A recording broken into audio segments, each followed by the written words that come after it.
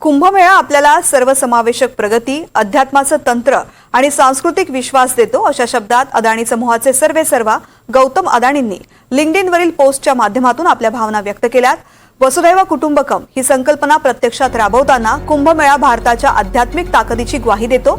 भारताची ही ताकद वर्चस्वापेक्षा सेवेला अधिक महत्त्व देते, असंही अदानींनी म्हटलंय। प्राचीन भारतीय संस्कृतीमध्ये फक्त भव्य दिव्य अशा वास्तू उभारण्यावर नाही, तर लाखो लोकांच्या जगण्याची एक व्यवस्था उभारण्यावर भर होता। त्याच धर्तीवर आजच्या आधुनिक युगात आम्ही पायाभूत सुविधा उभारताना जैविक साखळीला बळ देण्याचा प्रयत्न करतो।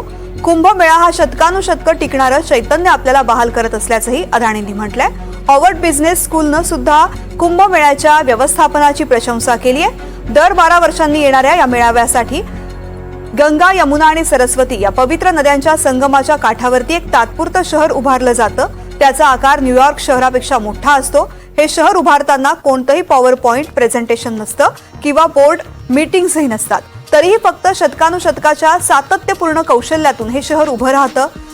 समर्पण आणि सेवाभावी वृत्तीनं 20 कोटी लोक एकत्र येणं हा एक प्रकारचा अद्वितीय आध्यात्मिक संगम असतो। अशा प्रकारच्या शिकवणुकीची आज अवघ्या जगाला गरज आहे, अशा शब्दात गौतम अदानी यांनी कुंभमेळ्यातल्या व्यवस्थापन कौशल्याचं कौतुक केलंय।